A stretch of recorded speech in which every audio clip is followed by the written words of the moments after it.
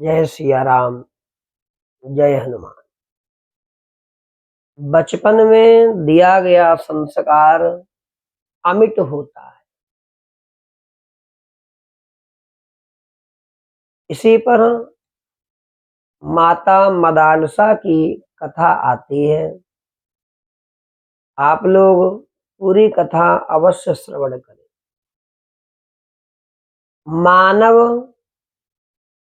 शिशु जन्म लेते ही रोना प्रारंभ कर देता है। यदि उसी समय से कोई संस्कार डाला जाए तो वह भी अमिट हो जाता है।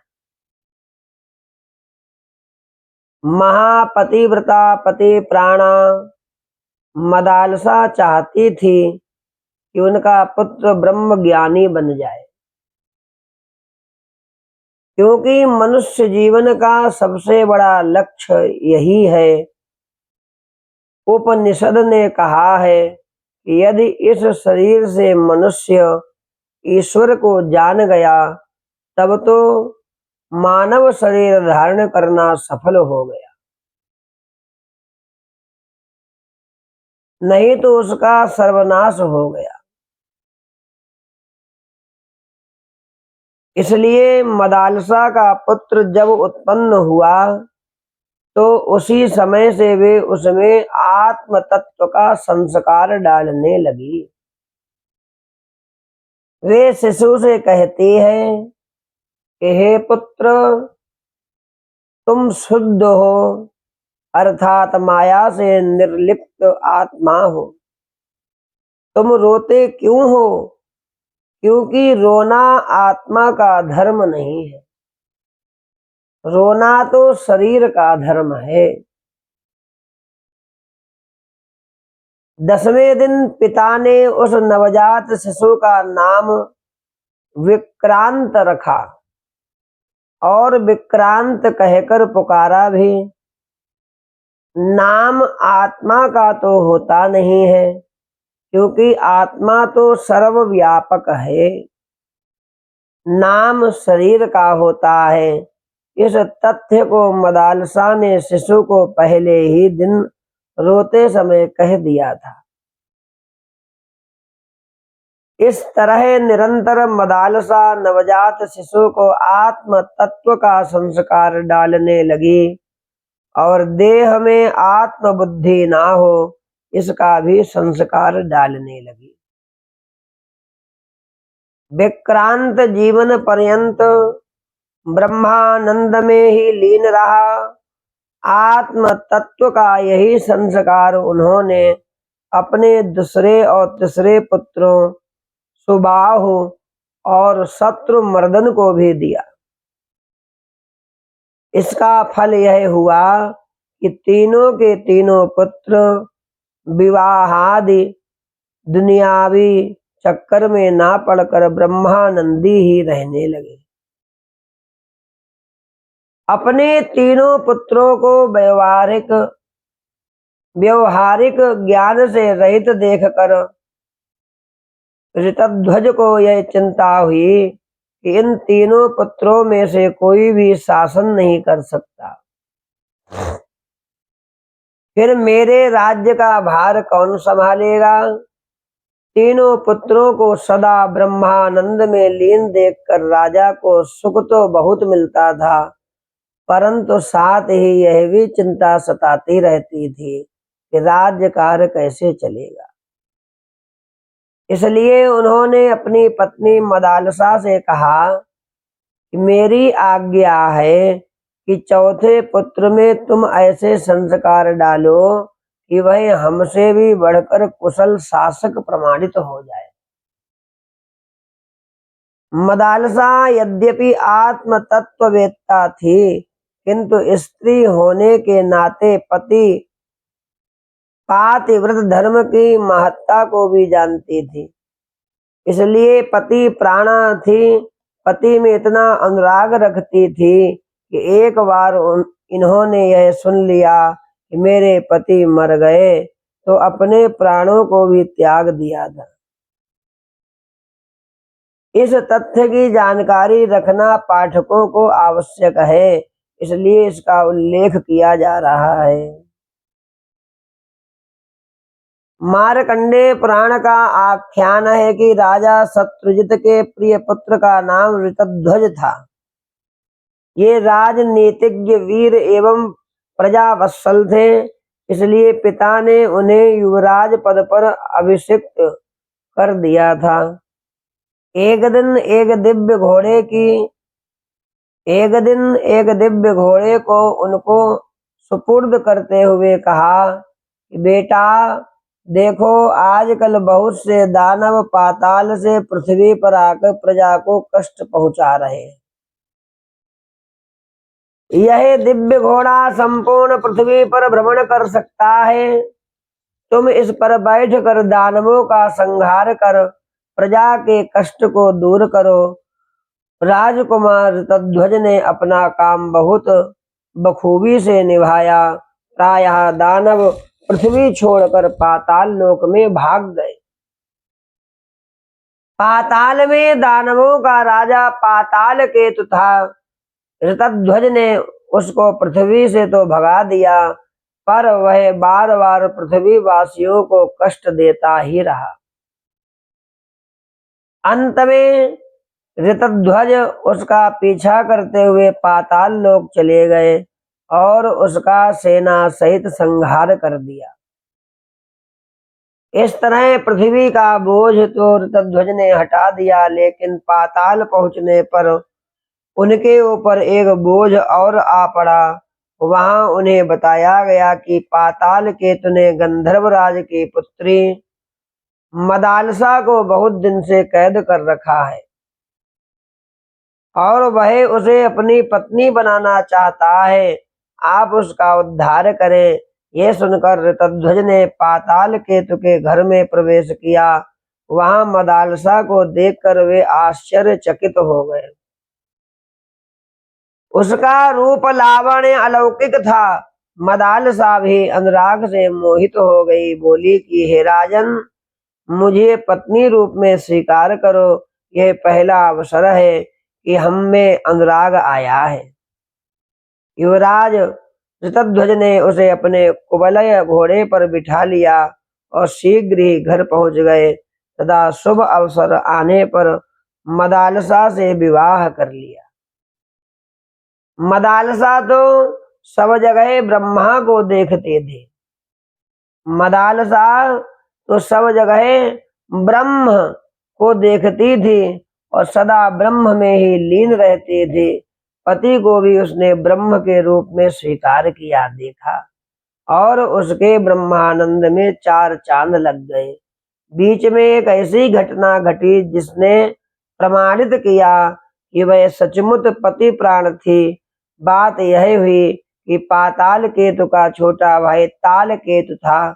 उसने अपने भाई की मृत्यु का बदला लेने के लिए छल छद्म का आश्रय लिया। एक साधु का रूप बनाकर झोपड़ी डालकर वह पृथ्वी पर रहने लगा। वह जानता था कि मदालसा पति के अनुराग में इतनी डूबी रहती है कि पति के वियोग में एक क्षण भी जीवित नहीं रह सकती।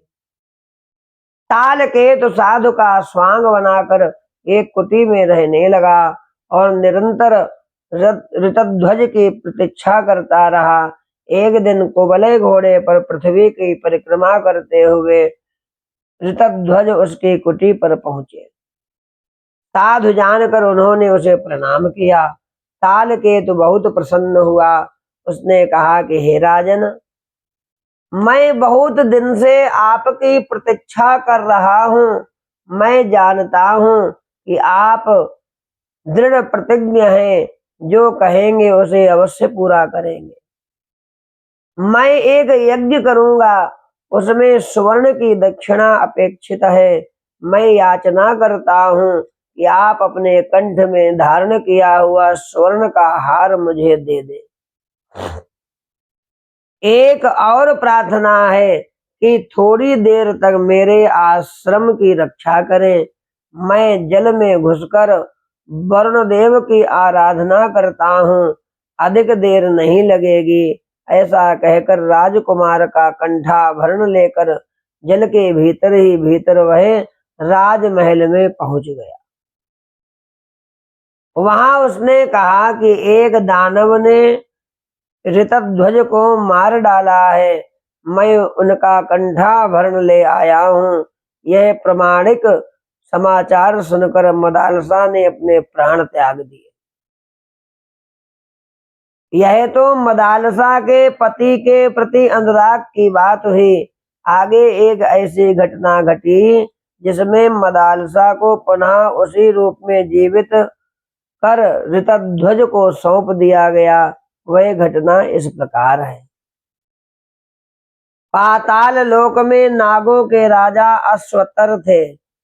उनके 2 पुत्र थे। पिता ने दोनों पुत्रों को सभी विद्याओं में पारंगत कर दिया था।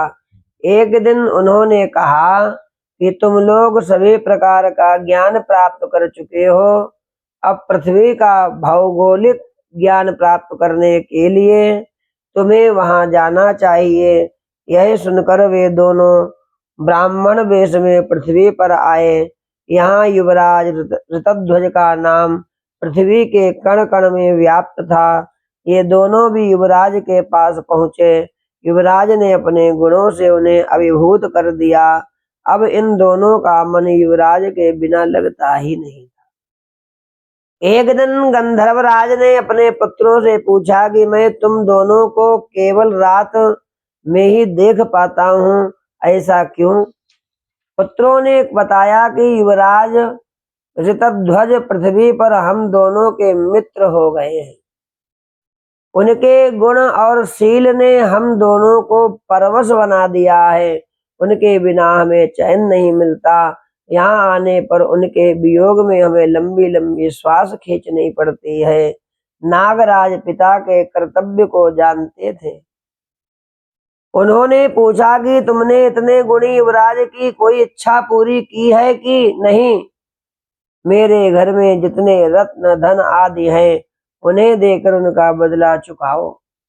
पुत्रों ने कहा कि युवराज को धन संपत्ति का कोई अभाव नहीं है।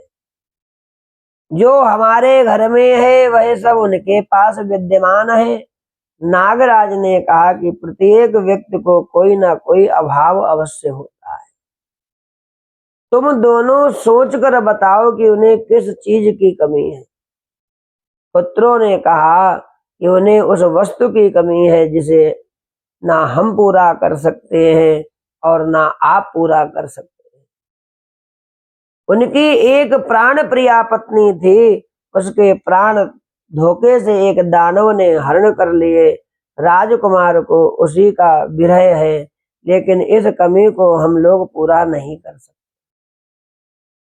नागराज ने कहा, हम देवता हैं, हमारे इष्ट देव भगवान शंकर हैं, वे आशुतोष हैं एवं सब कुछ देने में समर्थ हैं।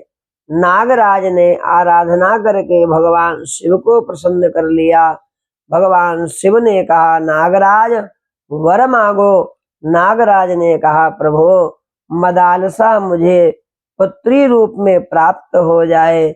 वह जिस अवस्था में मृत्यु को प्राप्त हुई है उसी अवस्था गुण रूप और स्वभाव सहित पुनः उत्पन्न हो जाए। भगवान शंकर ने कहा कि पितरों का श्राद्ध करके मध्यम पिंड को खा लेना, इससे तुम्हारे मध्यम फण से मदालसा प्रकट हो जाएगी। ऐसा ही हुआ। मदालसा पुनः उसी अवस्था रूप गुण और स्वभाव सहित उत्पन्न हो गई। नागराज ने अपने पुत्रों से कहा कि जाकर युवराज को ले आओ और मदालसा का अपनी बहन की भांति युवराज से विवाह कर दो। यह एक ऐसी घटना घटी जिससे युवराज और मदालसा ही नहीं बल्कि संपूर्ण प्रजा में आनंद की लहर दौड़ गई। राजा शत्रुजित ने ऋतध्वज को राजा बनाकर स्वयं वन में तपस्या हेतु प्रस्थान किया। मदालसा ने उत्पत्ति के समय से ही अपने तीनों पुत्रों को ब्रह्मानंद में लगा दिया। वे संसार चिंतन से मुक्त थे और पति की इच्छा के अनुरूप चौथे पुत्र में राजनीति के संस्कार डालने शुरू किए। फल यह निकला कि चौथा पुत्र अलर्क विश्व का एक श्रेष्ठ शासक बन गया। लेकिन ब्रह्मनिष्ठा मदालसा यह चाहती थी कि चौथे वयस में इसे भी ब्रह्म ज्ञान प्राप्त हो जाए। इसलिए उसे एक अंगूठी दी और उससे कहा कि जब तुम घोर विपत्ति में पड़ना तो इसे खोल कर देखना।